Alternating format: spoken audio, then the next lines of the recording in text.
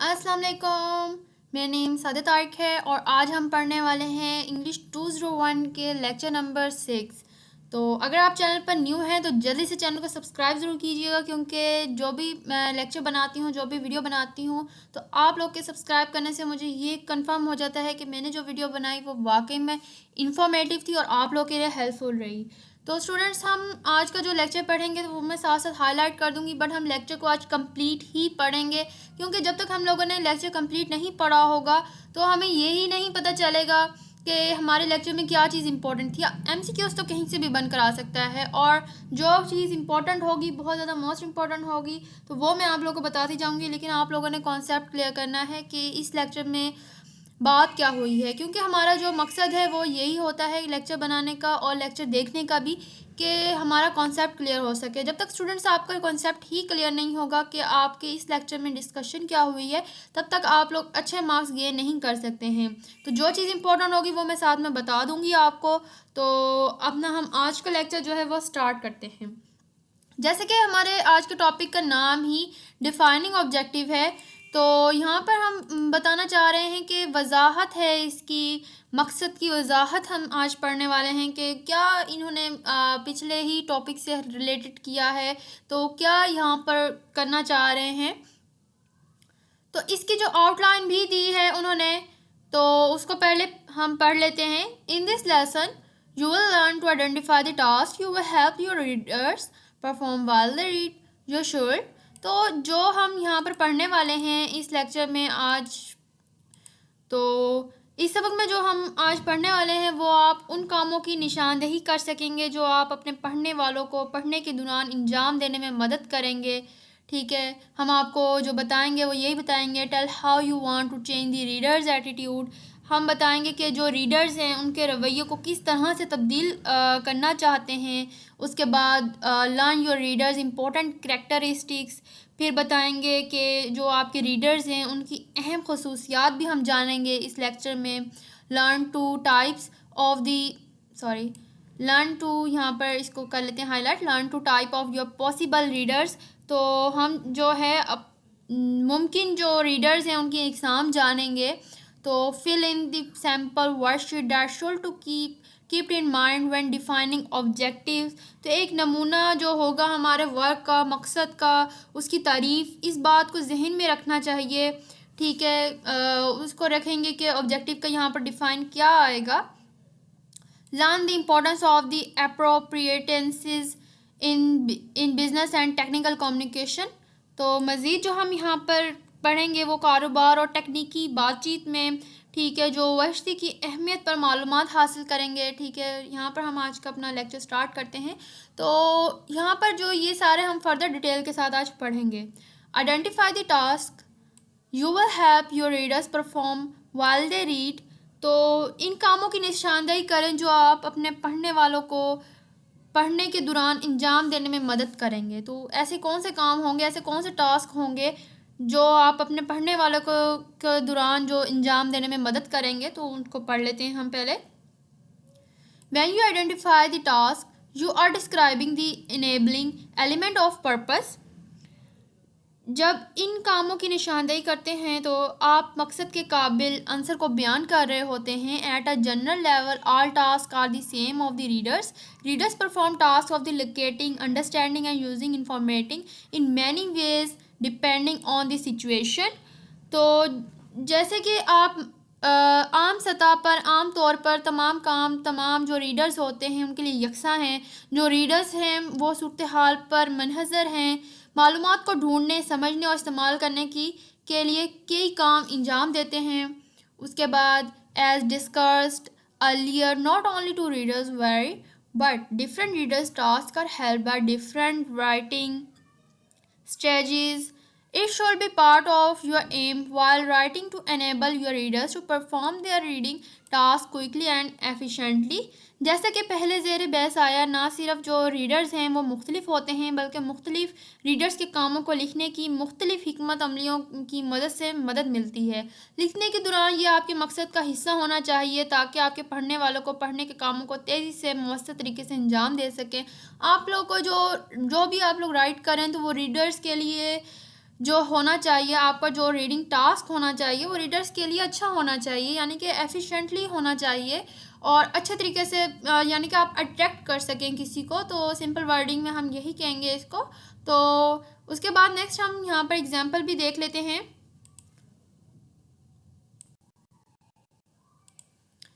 अच्छा, उसके बाद हम ले लेंगे एक एग्जाम्पल। अब एग्जाम्पल से हम समझने की कोशिश करते हैं कि रीडर्स यहाँ पर क्या चाहते हैं। Consider the example of Ayesha, an engineer employed by a steel mill. Her task is to the study two types of finances and present a proposal to help the upper management decide which one to buy. She has two options to present the immense amount of information she has gathered. हम जैसा कि अब आयशा की मिसाल पर अब गौर करते हैं, एक ले लेते हैं उसकी आयशा की मिसाल। जैसे कि अब एक आयशा है, वो एक इंजीनियर है, स्टील मिल के ज़रिए वो मुलाजमत करती है। उसका काम ये है कि वो दो किस्म की भुट्टों का मुताला करेगी, यानी कि दो किस्म की यहाँ पर हमने ले ली, दो फील्ड्स ले लिए हमने यहाँ पर। उसके बाद वो काम कर रही है, उसका मुताला करती है, उसके यानी कि लिखती है उसके बारे में कि यहाँ वहाँ पर क्या क्या काम हो रहा है। उसके ऊपर एक रिस्पॉन्सिबिलिटी है, वो ऊपरी जो इंतज़ामिया है को ये फ़ैसला करने में मदद फ़राहम करे कि कौन सा ख़रीदे। इसके पास जमा होने वाले ही तहाशा मालूमात पेश करने के लिए इसके पास दो इख्तियारात हैं। वो लोगों को यानी कि ये दे रही है कि डिसीजन लेने में हेल्पफुल कर रही है अब आयशा, कि ये दो फील्ड्स में वो काम कर रही है कि कौन सी चीज़ जौन सी है वो ख़रीदे और कौन सी चीज़ ना ख़रीदे। तो फाइनेंस का कॉस्ट देख लेंगे, फिर कॉस्ट फाइनेंस है, फिर एफिशिएंसी फाइनेंस भी, कंस्ट्रक्शन एफिशिएंसी, अच्छा time finance, air pollution finance, finance air construction time, cost finance है। अच्छा, यहाँ पर जो भी एग्जांपल्स इन्होंने दी हैं, दोनों चीज़ें वो देख रही है, इसमें ज़्यादातर फ़र्क ही नहीं है, बिल्कुल ही सेम है ये दोनों पॉइंट्स हमारे। तो ये याद नहीं करना है आप लोगों ने एग्जाम्पल जस्ट मैं आप लोगों का कॉन्सेप्ट क्लियर करवाने के लिए करवा रही हूँ। हम फर्दर इसको रीड करते हैं। As the information both the partners patterns in exactly the same, she cannot decide for herself which furnace to choose, but she has produced the result for her study in the manner that is easy for her superiors to judge the best path. Should she choose a writing pattern which is easier to write, but then case ease of writing is the writing entered consideration, not a reader certain one. अब चूंकि दोनों जो हमारे पास मिसालें थीं, वो दोनों ही मौजूदा जो मालूमात थी वो बिल्कुल सेम थी, उनमें कोई ख़ासा डिफरेंस तो था ही नहीं। इसलिए वो ख़ुद फैसला नहीं कर सकती है कि कौन सी फील्ड का इंतखाब करना चाहिए उसको, लेकिन इसने अपने मुताले से, अपने आप कह लें कि उससे यानी कि मुताला आप कह सकते हैं कि अपने जो भी उसने लिखा, रजिस्टर में लिखा, उसने जो भी उसने ऑब्ज़र्व किया, अपने घूमने फिरने से, देखने से, चीज़ों को देखने से जो रिज़ल्ट निकाला, उसके नताइज में इस अंदाज में पेश किया कि इसके लिए ये आसान है। ठीक है, उसके बाद हम देख लेते हैं जो she should choose N alternating pattern keeping in the view reader certain approach. She knows that her readers will surely want to compare the two finance in detail in terms of various criteria they consider important to make your writer readers consider you should. अच्छा, यहाँ पे जो points हमने करने हैं वो ये 3 points हैं। Identify the question your readers will ask. Identify the strategy to answer all these questions. Identify the ways in which your readers will use your answer. तो जैसे कि अब यहाँ पर पहले मैं आपको इसकी डेफिनेशन बता देती हूँ। जैसे कि हमारे जो रीडर्स थे उस पर मबनी जो नुक्ता नज़र को मद्देनज़र रखते हुए मुतबादिल अंदाज का जो इंतखाब करना चाहिए, वो जानती है कि जो आयशा है वो जानती है कि जो रीडर्स हैं वो मुख्तलिफ मेयार के लिहाज से इन दोनों फील्ड्स के जो है तफसील से देखेंगे, उनको तफसील से देखना चाहेंगे कि दोनों चीज़ों में क्या है, फील्ड्स में क्या डिफरेंस है, क्या डिफरेंस नहीं है, जिनको वो अहम आपको समझते हैं। अपने तहरीर के जो राइटर्स वो हैं यहाँ पर जो राइटिंग रीडर्स हैं, तो उनके जो मरकज़ बनाने के हैं वो किस तरह के होंगे। Identify the question your readers will ask, तो जो सवालात हैं आपके रीडर्स के वो पूछेंगे, शिनाख्त करेंगे। Identify the strategy to answer all this questions, तो इन तमाम सवालात का जवाब देने की हिकमत अमली की शिनाख्त करेंगे। उसके बाद identify the ways in which your readers will use your answers, तो जिसमें आपके कारीन के आपके जवाबात का इस्तेमाल करेंगे, उनके तरीक़ों की शिनाख्त करेंगे। उसके बाद नेक्स्ट फर्दर हम पढ़ लेते हैं कि गाइडलाइन सेकंड क्या है। Tell how you want to alter the readers attitudes, बताएं कि जो आपके रीडर्स के जो रवैये हैं वो किस तरह तब्दील करना चाहते हैं, कि किस तरह से तब्दील हो जाएंगे। तो इसको भी फर्दर हम देख लेते हैं। आप लोगों ने जस्ट कॉन्सेप्ट क्लियर करना है। मेरा इस लेक्चर को कंप्लीट पढ़ाने का मकसद ही यही है कि आप लोग का कॉन्सेप्ट क्लियर हो सके कि हमारे पूरे लेक्चर में डिस्कशन क्या हुई है। अगर यहाँ पर डिफाइनिंग ऑब्जेक्टिव हमारा है तो यहाँ पर डिफाइनिंग ऑब्जेक्टिव क्यों रखा गया नेम लेक्चर का, तो इस पूरे लेक्चर में क्या डिस्कशन हुई, ताकि आप लोग इतने कैपेबल हो सके कि आप लोगों के सामने कहीं से भी MCQs बनकर अगर आ जाता है, कहीं से भी क्वेश्चन बनकर आ जाता है, तो आप इजीली उसको अटेम्प्ट कर सकें। मेरा सिर्फ लेक्चर को कंप्लीट बनाने का मकसद सिर्फ और सिर्फ यही है। बाकी यहाँ पर हम रीड कर लेते हैं। Consider how you want your communication to alter readers attitudes, begin by identifying the attitudes you want to alter. Sometimes you will want to reinforce an existing attitude. For example, you might aim your presentation in a way that the readers feel more favorably impressed by your qualification, and other times you might try to reverse an attitude you want your readers to abandon.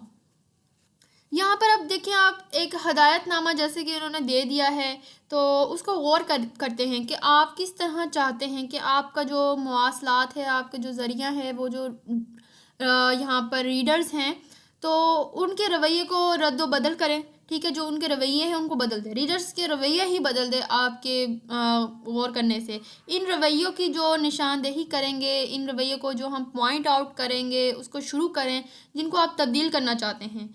ठीक है, कभी कभी तो आप किसी मौजूदा जो रोश को तक़वियत देना चाहेंगे। मिसाल के तौर पर आप अपनी पेशकश का मकसद इस अंदाज से अंजाम दे सकते हैं कि जो आपके रीडर्स हैं आप ही काबिल से ज़्यादा पसंदगी से मुतासिर हो जाएं।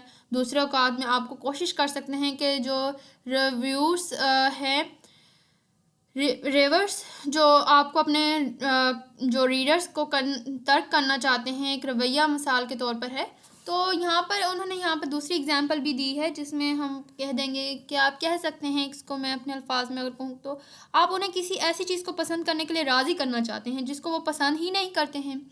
आपको उनको राज़ी करने के लिए ज़रूरत हो सकती है कि एक मसला मौजूद है जहाँ वो महसूस करते हैं कि सब कुछ ठीक है, लेकिन आखिरकार ऐसा वक्त आता है, औकात आता है, आपको अपने पढ़ने वालों के इस मजमून के बारे में तर्ज़ अमल की तश्कील करने की ज़रूरत पड़ सकती है, जिसके बारे में उन्होंने ज़िंदगी के नहीं सोचा है। हम लोगों का जो मकसद है यहाँ पर, तो हम लोग जो देख भी रहे हैं, tell how you want to alter the readers attitude, हम जो पढ़ने वालों का एटीट्यूड किस तरह से बदल सकते हैं, उनका अपनी तरफ उसको मतवज्जा कैसे कर सकते हैं, कायल कैसे कर सकते हैं उनको। तो the way things are now, तो ये आ जाएंगी। Your reader is to manager who wants to decide whether or not to purchase, तो ये इतना ज़्यादा इंपॉर्टेंट नहीं है, तो आप इसको रीड भी कर सकते हैं, बट ये पॉइंट्स आप देखें। यू एक्ट, यू राइट, आप एक्ट कर रहे हैं, जो आप लिख रहे हैं। The way you want things to be, वो रास्ता जो आप चाहते हैं थिंग्स के लिए।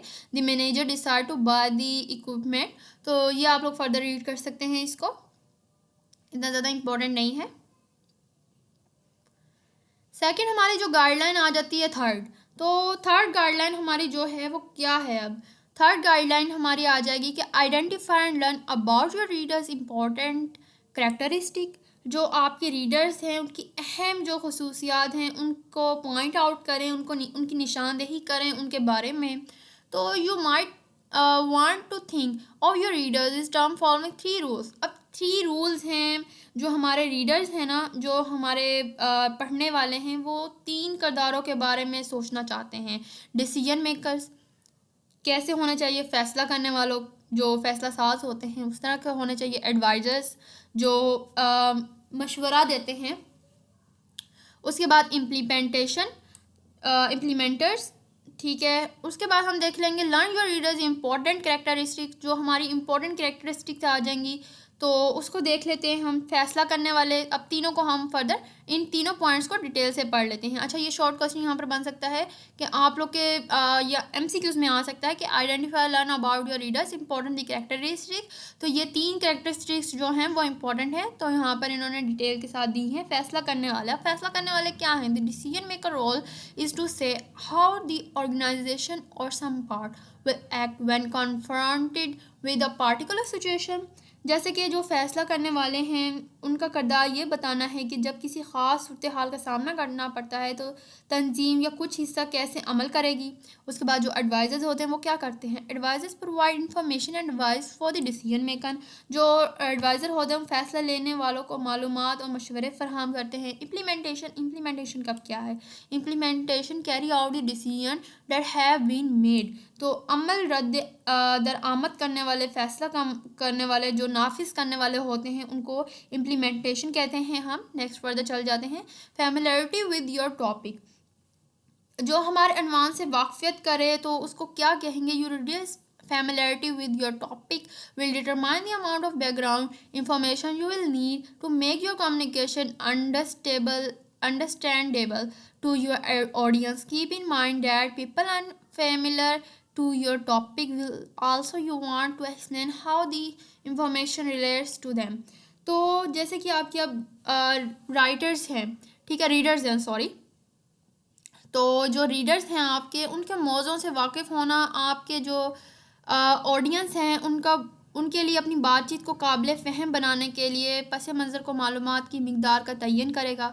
ठीक है, ये बात जहन में रखें कि आपके जो अनवान से ना वाकिफ़ अफराद भी हैं, आपसे ये चाहते हैं कि आप उसकी वजाहत करें कि इससे मुतल्लिक मालूमात क्या ताल्लुक़ है, जो आपको जानते ही नहीं हैं। अब फॉर एग्ज़ाम्पल आप लोगों ने कोई चीज़ लिख ली है, तो जैसे कि फॉर एग्ज़ाम्पल कोई वीडियो बना ली है, तो अब जो आप लोग को जानते ही नहीं है वो भी चाहते हैं कि आप उस चीज़ को इस तरह से एक्सप्लेन करें, इस तरह से देखने वाले न्यू लोगों को कायल करें अपनी तरफ कि वो कायल हो जाएं, आपके रीडर्स, आपके लिसनर्स, के आप लोगों ने जो चीज़ बनाई वो वाकई में इंफॉर्मेटिव, और आप एक्सप्लेनेशन दें कि आपने बनाया क्या है, आपने लिखा क्या है, आपका मवाद क्या है।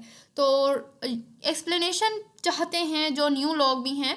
प्रेफर्ड कम्युनिकेशन जो है स्टाइल, तो प्रेफर्ड कम्युनिकेशन स्टाइल जो है हमारा है वो पसंदीदा जो हमारी कम्युनिकेशन होगी उसका अंदाज़ अब क्या होगा, कम्युनिकेशन का अंदाज़ क्या होगा, उसको हम पढ़ लेते हैं। Most people have preferences concerning the style communication they read.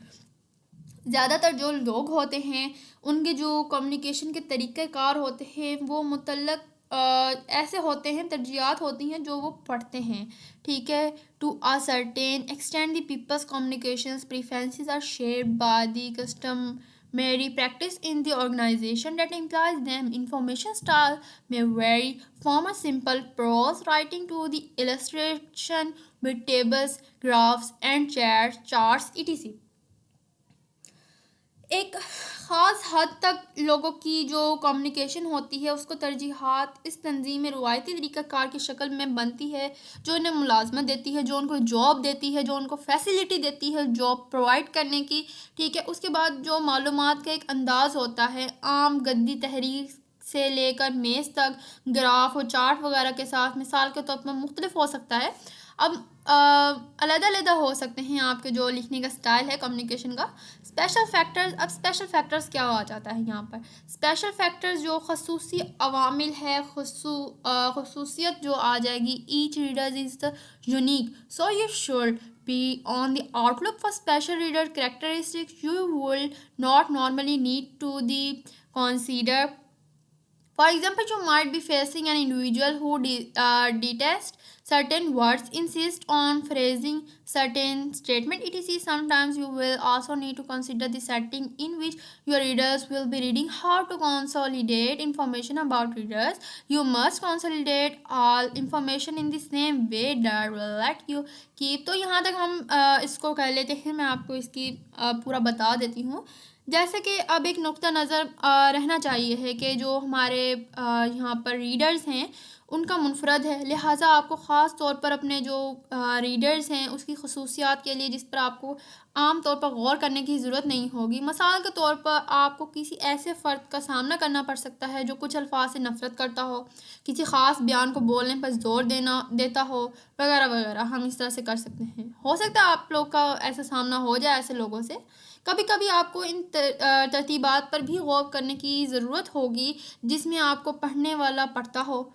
क़ारीन जो हमारे यहाँ पर रीडर्स हैं उसके बारे में मालूमात को कैसे मुस्तहकम किया जाए कि आपको तमाम मालूमात को इस तरह मुस्तहकम करना होगा जिससे लिखने के साथ ही आपके जो रीडर्स के बारे में अहम नुकात को जहन में रखेंगे, याद रखेंगे। आपको कलीदी नुकात को सिर्फ हक़ाइक़ की फ़रसत के तौर पर नहीं बल्कि एक मुतहरिक वसाइल के तौर पर देखना चाहिए जो आप तहरीरी काम के बाकी कामों को अंजाम देते वक्त अपनी रहनुमाई के लिए इस्तेमाल कर सकते हैं।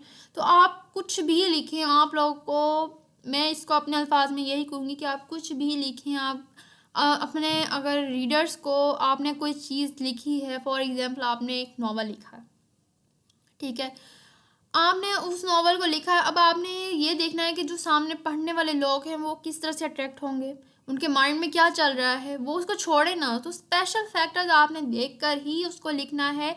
तो ये जो चीज़ें होती हैं तो इन चीज़ों को बहुत ज़्यादा पॉइंट में रखना पड़ता है कि लोग क्या चीज़ पसंद करते हैं। Information about readers, how to consolidate information about readers. तो हमें किस तरह से इंफॉर्मेशन रखनी पड़ेगी अपने रीडर्स के बारे में, हमें देखना पड़ेगा कि जो हमारे पढ़ने वाले हैं। अब देखें, अगर आप बच्चों के लिए लिखते हैं कोई चीज़ एग्जाम्पल के तौर पर, तो आप देखेंगे बच्चों को फ़न में क्या पसंद है, बच्चे क्या चीज़ पसंद करते हैं, बच्चे क्या चीज़ से जो चीज़ बच्चों को अट्रैक्ट नहीं करेगी तो आप उस बारे में नहीं लिखेंगे। ज़ाहिर है आप अगर यूनिवर्सिटी लेवल का बच्चों के प्रेप क्लास के लेवल में लिख दें तो ज़ाहिर है वो नहीं पढ़ेंगे, उनको क्या पता क्या यूनिवर्सिटी लेवल क्या है और प्रेप क्लास का लेवल उनके लिए। तो इस तरह से आप लोग अपना कॉन्सेप्ट क्लियर कर सकते हैं कि आप लोगों ने अट्रैक्टफुल बनाना है। आपने अपने ऑडियंस को देखना है कि आपके जो ऑडियंस है तो उनको अपने पॉइंट्स को माइंड में रख के लिखना है कि आप दूसरों को, जो रीडर्स हैं आपके उनको कायल कर सकें, अपनी तरफ मुतवज्जह कर सकें। अच्छा, 4 हमारा पॉइंट है गाइडलाइन। जो हमारी 4 लाइन है जो learn to type of your possible readers. जो आपके बहुत ज़्यादा रीडर्स हैं उनकी किस्में क्या हो सकती हैं।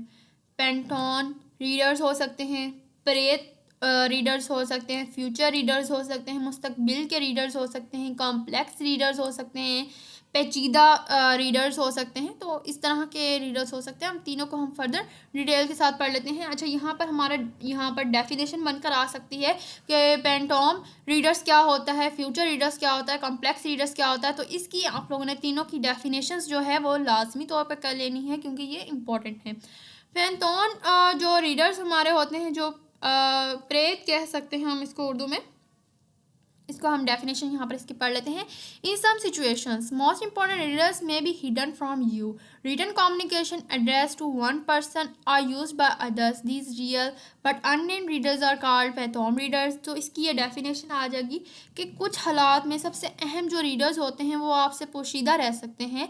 एक शख्स से ख़िताब की गई तहरीरी राब्ते दूसरे इस्तेमाल करते हैं, ये असली लेकिन जो नाम होता है उसका रीडर्स का, उसको बरेत पढ़ने वाले कहते हैं हम। यानी कि जो आपके रीडर्स हैं वो आपको अपना नाम ही शो नहीं करवा रहे हैं, वो आपसे हिडन रहते हैं।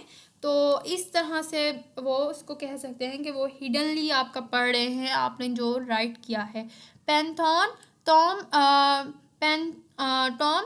readers are real but unnamed readers who use communication address to others. For example, you might have written your document for decision makers in your company, but they passed your material on the advisor. You did not know while writing that your material was going to read by these advisors. In this case, the advisors would be called phantom readers. जैसे कि आप प्रेतम, जो इसको पेंटोम को हम उर्दू में कहेंगे, तो वो जो रीडर्स हैं वो हकीकी हैं, लेकिन जो नाम है हमारे रीडर्स का जो दूसरों को मुखातिब करते हुए कम्युनिकेशन का इस्तेमाल करते हैं, वो अपने जो डॉक्यूमेंट्स है, लिखी गई जो डॉक्यूमेंट्स है, वो आपको मिसाल के तौर पर आपने अपनी जो कंपनी में फ़ैसला साजों के का मवाद जो है वो एडवाइज़र्स के हवाले कर देते हैं। आप लिखते वक्त नहीं जानते थे कि आपका जो मफाद है इन एडवाइज़र्स के ज़रिए पढ़ा जाएगा। इस मामले में जो एडवाइज़र्स हैं वो परेत पढ़ने वाले कहा जाएगा। ठीक है, कि जो एडवाइज़र्स हैं उनको नहीं पता क्या आपने क्या लिखा है। तो जो यानी कि हिडन होते हैं आपसे, जो मोस्ट इंपॉर्टेंट रीडर्स हैं मे बी हिडन फ्रॉम यू, वो आपसे हिडन रहेंगे। तो इस सिचुएशन को, इसको रीडर्स को हम प्रेत कहेंगे, यानी कि छुपे हुए कह सकते हैं आपको उसका नाम ही नहीं पता। नेक्स्ट आ जाता है हमारा फ्यूचर रीडर। जो मुस्तकबिल के रीडर्स हैं वो क्या हैं? While identifying your readers, you should keep in mind the possibility that your communication may be used weeks, months, or even years from now. The readers who will be reading your documents in future are your future readers. तो जैसे कि आप readers हैं, उसकी शिनाख्त करते वक्त आपको इस अमकान को, इस पॉइंट को ध्यान में रखना चाहिए कि आपके जो कम्युनिकेशन को अब से हफ्तों, महीनों या इससे भी सालों तक इस्तेमाल किया जा सकता है। कि एक चीज़ आपने लिख दी, वो महीने बाद भी देखी जा सकती है, वो साल बाद भी देखी जा सकती है। तो जो जैसे कि आपके जो रीडर्स हैं उसके आपकी जो दस्तावेज़ात हैं, जो आपकी डॉक्यूमेंट्स हैं, वो मुस्तकबिल में भी पढ़ रहे होंगे, वो आपको आइंदा भी रीडर्स वो आपके रहेंगे। तो ये मुस्तकिल आपके फ्यूचर के रीडर्स हो जाएंगे। जैसे कि फॉर एग्जांपल मैं अपने यूट्यूब पर एक वीडियो बनाती हूँ, तो जैसे कि अब फॉर एग्जांपल अब इस सेमिस्टर के बच्चों ने देख ली वीडियोस, बट कुछ बच्चों ने नहीं देखी वीडियोस, उनसे स्किप हो गई या जो भी रहा उनका प्रॉब्लम।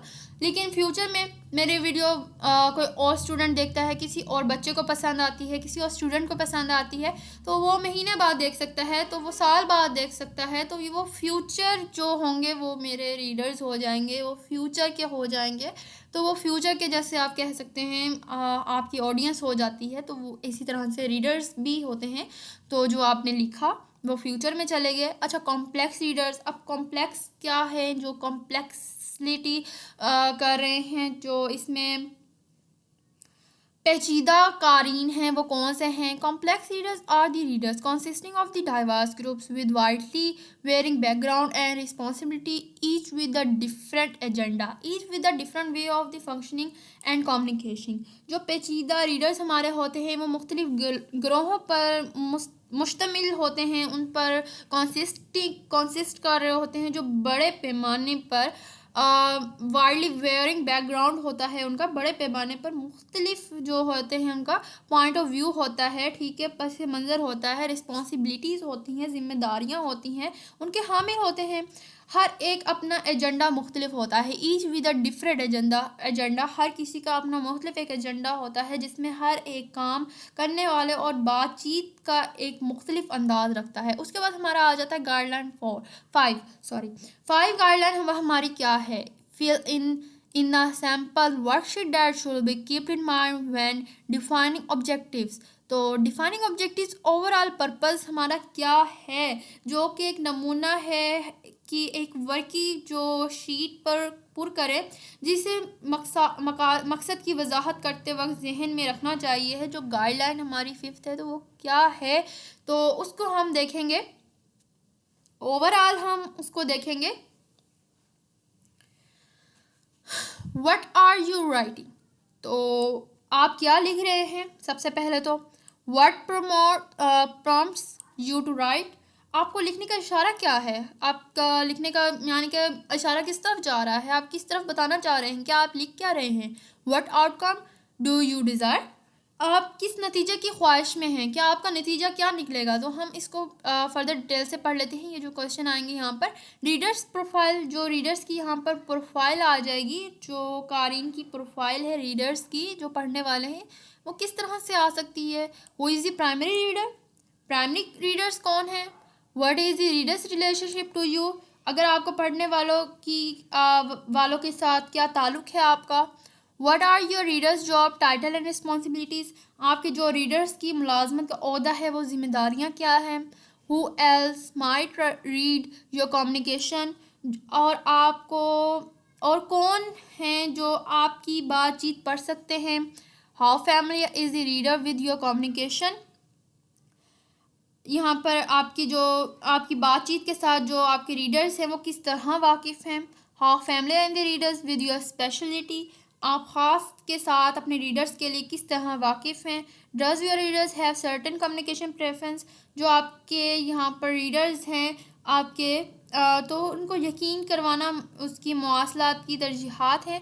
तो ये सारा कुछ यहाँ पर आ जाएगा। उसके बाद नेक्स्ट जो रीडर्स इंफॉर्मेशन नीड्स हो जाएगी, जो आपके मालूमात की रीडर्स के जो हैं मालूमात की ज़रूरत है, वो यहाँ पर जो 2 क्वेश्चन बनते हैं। तो वो 2 क्वेश्चन क्या बनेंगे, what are the key question your readers will ask while reading, जो आपके अहम सवालात पढ़ते हुए अपने जो रीडर्स है उससे पूछेंगे क्या है। How will your reader search for answer, आपके जो रीडर्स के लिए जो किस तरह के जवाबात के लिए वो किस तरह से पूछेंगे। अच्छा, readers use of the information provided, तो ये भी यहाँ पर 2 क्वेश्चन बन जाएंगे कि जो रीडर्स हैं आपके जो फराहम करदा जो मालूमात है आपकी तो वो जो रीडर्स हैं वो क्या क्वेश्चन यहाँ पर बनेंगे। उसके बाद ये सारे ही क्वेश्चन यहाँ पर आ रहे हैं, तो इसको आप फर्दर ख़ुद भी रीड कर सकते हैं, इतना ज़्यादा ये नहीं है डिफ़िकल्ट। तो ओवरऑल जो पर्पस यहाँ पर सैम्पल वर्कशीट यहाँ पर हमारी जो आ जाएगी, जो इसकी ज़रूरत के तौर पर हम कह लें। अच्छा, उसके बाद purpose that our software company Adam to should assign international project the most eligible engineers, तो ये भी यहाँ पर क्वेश्चंस ही है, तो इसको आप खुद ही रीड आउट कर सकते हैं, इतना ज़्यादा इंपॉर्टेंट नहीं है। रीडर्स प्रोफाइल आ जाएगी, तो प्रोफाइल में क्या क्वेश्चन आएंगे, रीडर्स इंफॉर्मेशन नीड्स आ जाएंगी, तो यहाँ पर भी क्वेश्चंस ही बनेंगे कि क्या क्या आपके यहाँ पर क्वेश्चंस आ रहे हैं। तो उसके बाद हम मज़ीद जो है वो पढ़ लेते हैं, जो कारिन की किस्म की शनाख्त है तो वो क्या आ जाएगी।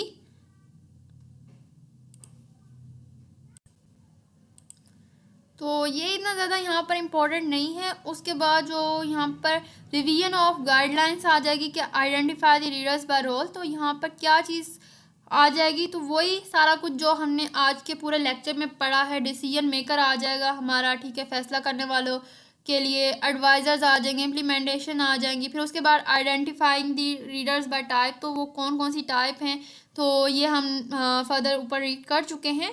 तो ये हमारा सारा आ जाएगा कि सारा कुछ जो हमने आज के लेक्चर में पढ़ा है, तो इसको भी मैं रीड आउट कर देती हूँ। बाकी ये हमारे पूरे यानी कि निचोड़ कह सकते हैं आज के हमारे लेक्चर का, जो भी आज हमने पढ़ा है। बिकॉज रीडर्स नॉलेज और experience determine the level of comprehension of a technical material appropriates is largely determined by your audience. For example, a fact expressed in a mathematical equation may not be effective in a report addressed to a managerial audience. चूँकि एक जो आपका readers है उसका जो इल्म है, ये तजर्बा है, वो किसी टेक्निकल मवाद की तहफ़ीम की सतह का तयन नहीं करता है। लिहाजा जो आपके जो ऑडियंस है वो की तरफ से काफ़ी हद तक अहलियत का तयन किया जाता है। मिसाल के तौर पर जो आपकी रियाजी है, मैथ्स है, उसके मसावात में ज़ाहिर की जाने वाली हकीकत इंतज़ामिया की जो हमारी ऑडियंस से ख़िताब की गई वो रिपोर्ट में मुयस्सर नहीं हो सकती। जो इसके तमाम टेक्निकी तहरीरें भी हैं वो मखसूस अदारा जाती सियाक़ो सबाक़ के लिए मौजू होनी चाहिए, तख्लीक को तहरीक देती है। इसमें ना सिर्फ जो मुसन्निफ़ होता है जो रीडर्स के मकसद की खिदमत होनी चाहिए, बल्कि इस अदारे के अहदाफ और कन्वेंशन के मुताबिक भी होना चाहिए, जिसमें ये मौजूद है कि अदारा जाती जो है वो अहदाफ और कन्वेंशन के बाद आगाज़ वाजिया और वाजिया होते हैं। मिसाल के तौर पर बड़ी कंपनियों में मुख्तलिफ जो डॉक्यूमेंट्स के मखसूस अहदाफ के साथ साथ तरजीही शक्ल और अंदाज अक्सर कंपनी की ख़ातो खिताबात और स्टाइल के दस्तूर अमल में बयान किए जाते हैं। ये इतना ज़्यादा इम्पोर्टेंट नहीं है, तो आप इसको देख भी सकते हैं। बाकी ये मैंने आपको पूरी इसकी डेफिनेशन भी बता दी है। अच्छा, स्टडी स्टाइल गाइडलाइंस जो हमारी है वो क्या आ जाती है। Style guidelines are widely used to in the profession and organization achieve uniform document look by identify the formal for a document appearance. They are task oriented documents in the sense that they provide the defined instruction for preparing a document.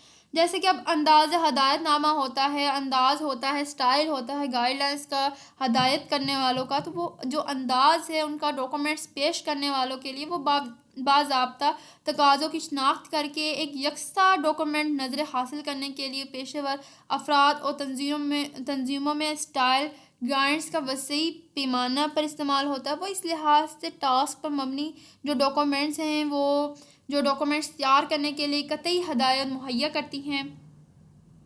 उसके बाद जो यहाँ पर आ जाते हैं points इसके आ जाते हैं गाइडलाइन के, तो वो कौन से आ जाएंगे जो यहाँ पर हमने किया है। तो फॉर मैनी डॉक्यूमेंट्स यहाँ पर लास्ट हम लाइन पढ़ लेते हैं और हमारा आज का लेक्चर एंड होता है। For many documents it is a good idea to identify standard of style so that, ये आप ना भी करें तो इतना ज़्यादा इंपॉर्टेंट नहीं है। बाकी इसकी मैं आपको डेफिनेशन बताती हूँ, जो डेफिनेशन इसकी भी बताती हूँ। बाकी जो आपने याद करना है वो स्टाइल गाइडलाइंस की जस्ट डेफिनेशन याद करनी है, जो यहाँ तक अपीयरेंस तक आएगी। तो ये आप लोगों ने डेफिनेशन याद करनी है, ये आपके पेपर में आ सकती है। जैसे कि बहुत सारे हमारे जो दस्तावेज़ात होते हैं, डॉक्यूमेंट्स होते हैं, उसकी जो तर्ज के म्यार की शनाख्त करना एक अच्छा ख्याल है, ताकि आप अंदाज के मुस्तकबिल के मिजाजी हासिल कर सकें। मुस्तकिल मिजाजी के लिए ज़रूरी है, ना सिर्फ आप इस वजह से आपके मवाद को समझने के लिए जो आपके रीडर्स की हकीकी तौर पर बेहतरी आती है, बल्कि इस वजह से कि ये जो आपके रीडर्स हैं किसी भी तफसील पर काबू पाने की आप ये अहलियत पर एतमाद फराहम करता है। ठीक है, ये स्टाइल होता है कि आपने जो लिखा वो बिल्कुल सही लिखा, आप लोग उसको अपनी तरफ कायल कर लेते हैं, जो आपके रीडर्स होते हैं उनको अपनी तरफ परसुएट कर लेते हैं। तो ये इम्पोर्टेंट होता है पॉइंट। तो बाकी जो डिफाइनिंग ऑब्जेक्टिव्स था, तो आज हमने पूरा ही कंप्लीट लेक्चर इसको रीड आउट किया है। थोड़ा सा लेक्चर लेंथी हो गया क्योंकि हमने पूरा ही इस लेक्चर को रीड आउट किया है, तो इस लेक्चर में इतना ज़्यादा इम्पोर्टेंट नहीं है। तो बाकी आप लोगों ने सिर्फ अपने पॉइंट क्लियर करने हैं कि इस लेक्चर में डिस्कशन क्या है, किस तरह से हम उनको अपनी तरफ कायल कर सकते हैं, जो हमारे रीडर्स हैं उनको किस तरह से हम परसुएट करेंगे जो हमने लिखा है, या किस टाइप का हम लोग एक मवाद लिख रहे हैं या एक राइटिंग लिख रहे हैं, तो किस तरह से लिख रहे हैं। सिर्फ हम लोगों ने अपना कॉन्सेप्ट क्लियर करना है। एग्ज़ाम हम लोगों ने अपने ही वर्डिंग में अटैम्प्ट करना होता है, अपने ही वर्डिंग में आंसर देना होता है, रट्टा नहीं लगाना होता है, जस्ट कॉन्सेप्ट क्लियर करना होता है। तो उम्मीद करती हूँ आप लोग को लेक्चर अच्छा लगा होगा। अगर तो चैनल को सब्सक्राइब ज़रूर कीजिएगा, क्योंकि आप लोग के सब्सक्राइब से ये होता है कि जो मैंने वीडियो बनाई वो वाकई में इंफॉर्मेटिव थी। अपना बहुत सारा ख्याल रखिएगा, मिलेंगे नेक्स्ट लेक्चर में। वालेकुम अस्सलाम, अल्लाह हाफिज़।